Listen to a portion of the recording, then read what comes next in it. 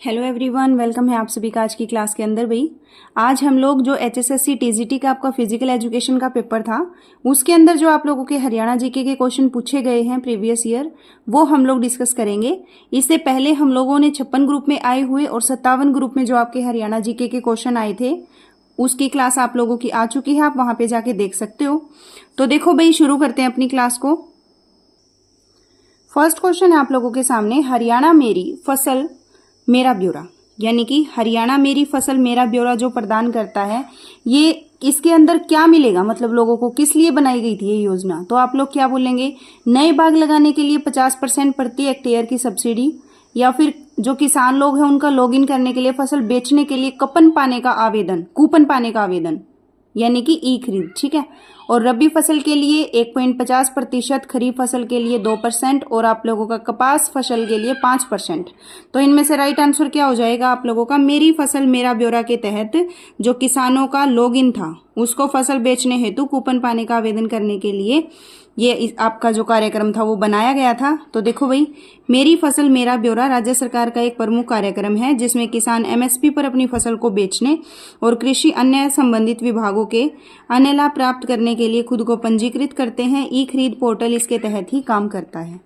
Okay, next question है आप लोगों के सामने, निम्नलिखित में से कौन सा खनिज पदार्थ है जो भारत में सिर्फ जिला भिवानी के गांव कलियाना में पाया जाता है। ये सारे क्वेश्चन आपके रिपीट होंगे भाई पेपर में, आने वाले एग्जाम में देख लेना, यही क्वेश्चन आप लोगों को देखने को मिलेंगे।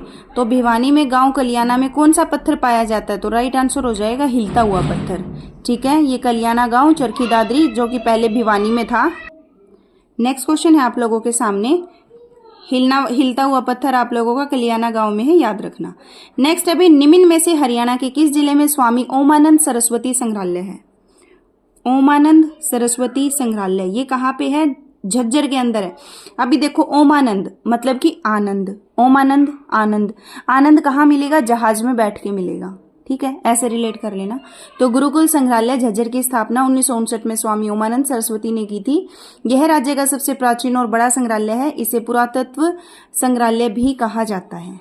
नेक्स्ट क्वेश्चन आपके सामने, निम्नलिखित सभी रेवाड़ी जिले की तहसीलें हैं सिवाय इनमें से भाई रेवाड़ी, नूह, कोसली और बावल। नूह कोई तहसील थोड़ी है, ये तो अलग से डिस्ट्रिक्ट है आपका, तो ये अलग हो जाएगा। रेवाड़ी, कोसली और बावल ये सभी रेवाड़ी जिले की तहसीलें हैं। नेक्स्ट क्वेश्चन है, ये आप लोगों के लिए होमवर्क है, आप लोग कमेंट बॉक्स में बताएंगे कि हरियाणा में बायोमास प्लांट कब शुरू हुआ था। हरियाणा में बायोमास प्लांट कब शुरू हुआ था, 2013 में, 14 में, 15 में या 16 में, इसका आंसर बता देना। नेक्स्ट क्वेश्चन आपके सामने, निम्न में से हरियाणा के किस जिले में जयंती पुरातात्विक संग्रहालय स्थित है। जयंती देवी का मंदिर कहाँ पे है, जींद में, ठीक है, जयंती जींद हो जाएगा। जयंती पुरातात्विक संग्रहालय को वर्ष 2007 में हरियाणा के जींद जिले में जयंती तीर्थ और जयंती देवी मंदिर परिसर में स्थानीय लोगों के द्वारा बनाया गया था। इस संग्रहालय का उद्घाटन 28 जुलाई 2007 को हरियाणा के तत्कालीन राज्यपाल डॉक्टर AR किदवई के द्वारा किया गया था। ओके, नेक्स्ट क्वेश्चन है आप लोगों के सामने, स्वर्ण कुमार के नाम पे हरियाणा के किस जिले का नाम पड़ा था। स्वर्ण कुमार के नाम पे किसका पड़ा था भाई, सोनीपत का पड़ा था, ठीक है, किसका पड़ा था, सोनीपत का पड़ा था। नेक्स्ट आपके सामने है, उत्तर भारत का पहला परमाणु संयंत्र कहाँ स्थापित होगा। उत्तर भारत का पहला परमाणु संयंत्र, तो आप लोग क्या बोलेंगे, गोरखपुर में। कहाँ भाई, गोरखपुर में स्थापित उत्तर भारत का पहला परमाणु संयंत्र फतेहाबाद जिले के गोरखपुर गांव में स्थापित किया जा रहा है। नेक्स्ट आपके सामने, अफ्रीका की 5वीं सबसे ऊंची चोटी माउंट मेरू पर किस हरियाणवी ने तिरंगा फहराया था। रोहतास खिलेरी ने, बजरंग दास ने, मंजीत भोर ने या विजय वर्मा ने। तो राइट आंसर क्या आ जाएगा, माउंट केरू पर आप लोगों का रोहतास खिलेरी ने। किसने भाई, रोहतास खिलेरी ने, ठीक है। नेक्स्ट क्वेश्चन है आपके सामने, कॉमनवेल्थ गेम 2010 में किसने भारत के लिए सर्वप्रथम स्वर्ण पदक जीता। 2010 की बात हो रही है कॉमनवेल्थ गेम की, उसके अंदर गोल्ड मेडल जीता था सबसे पहले, किसने जीता था, गीता फोगाट ने। किसने भाई, गीता फोगाट ने। नेक्स्ट क्वेश्चन, निम्न में से कौन हरियाणा के प्रथम उर्दू राज्य कवि है। उर्दू राज्य कवि की बात हो रही है, तो राइट आंसर क्या आ जाएगा आप लोगों का, लाला अनूप चंद आफ्ताब। क्या हो जाएगा, लाला अनूप चंद आफ्ताब आप लोगों के पहले उर्दू राज्य कवि है। इनका जन्म पानीपत में हुआ था, याद रख लेना। नेक्स्ट है कोटला हिल्स कहाँ पे है? कोटला हिल्स कहाँ पे है आप लोगों की? मेवात जिले में। कहाँ है? नूह में हो जाएगा। कोटला हिल्स आप लोगों की नूह जिले की मेवात की पहाड़ियों में स्थित है। नेक्स्ट क्वेश्चन है आपके सामने, ताजा स्टेट ऑफ फॉरेस्ट रिपोर्ट 2021 के अनुसार हरियाणा में वन आवरण राज्य के भौगोलिक क्षेत्रफल का कितना % है? तो राइट आंसर क्या हो जाएगा? 3.63। क्या हो जाएगा? 3.63। नेक्स्ट आपके सामने, निम्नलिखित में से कौन से कथन पंजाब और हरियाणा उच्च न्यायालय के बारे में सही है? सही कथन पूछा है। उच्च न्यायालय में कुल 56 न्यायाधीश हैं, ये तो गलत है भाई। 56 नहीं है, 57 है ना? ये गलत हो जाएगा। रविशंकर झा पंजाब और हरियाणा उच्च न्यायालय के मुख्य न्यायाधीश है, ये बिल्कुल सही है। ओके सॉरी, ये अब तो भाई ये 57 नहीं, अब तो आप लोगों के 61-2 के आसपास हो चुके हैं, है ना? 62 हो चुके हैं आप लोगों के अब तो, ठीक है। यहाँ पे देखिए रविशंकर झा आप लोगों के मुख्य न्यायाधीश है, ये बिल्कुल सही है। और न्यायालय भवन ले कार्बूजियर, चंडीगढ़ के बारे में तो मोस्टली चीजें जो भी आएंगी वो ले कार्बूजियर के द्वारा ही डिजाइन की गई है, चाहे वो आप लोगों का चंडीगढ़ ही हो या फिर रॉक गार्डन हो, कुछ भी हो, ले कार्बूजियर ही उसके डिजाइन माने जाएंगे। नेक्स्ट है आपके सामने, ये देखो भाई, हरियाणा पंजाब उच्च न्यायालय के वर्तमान मुख्य न्यायाधीश रविशंकर झा है।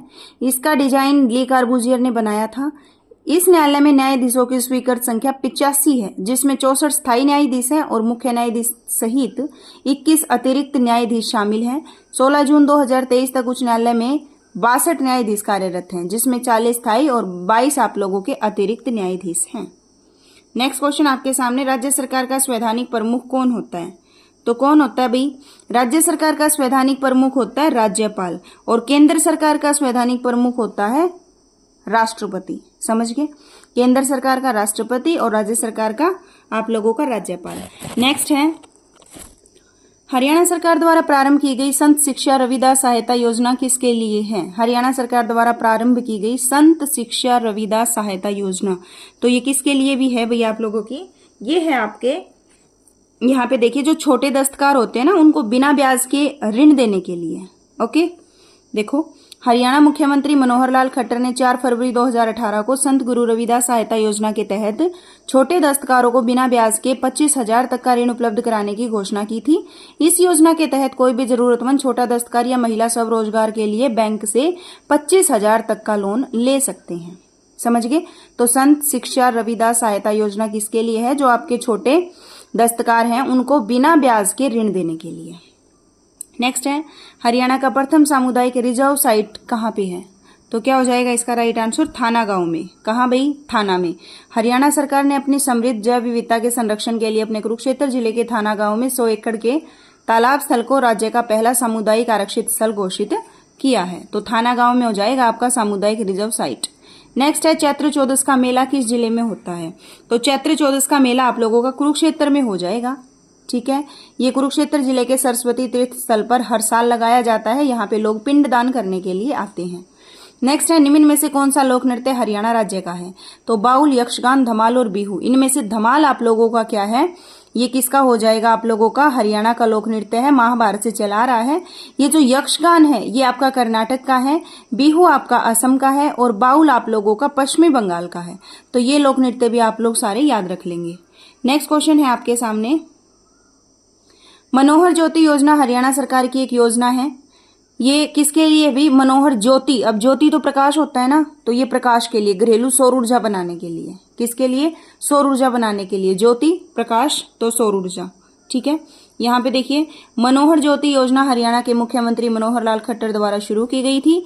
इस योजना के तहत सोलर लाइट लोगों की छत पर लगाई जाएंगी, जिससे सूरज की किरणों के प्रभाव से बिजली के साधन चल सके। इस योजना में सरकार प्रति परिवार पर लगभग 15,000 रुपए खर्च कर रही है। तो ये आप लोगों के क्वेश्चन थे भाई, जो टीजीटी के फिजिकल एजुकेशन के पेपर में पूछे गए थे। और ये जो हमारी सीरीज चली हुई है, अगर आप इसको कंटिन्यू रखेंगे तो आने वाले एग्जाम के अंदर यकीन मानो जो आपके 25 क्वेश्चन होंगे ना, 25 में से 20 क्वेश्चन आप लोगों को इन्हीं में से देखने को मिलेंगे। 20 क्वेश्चन।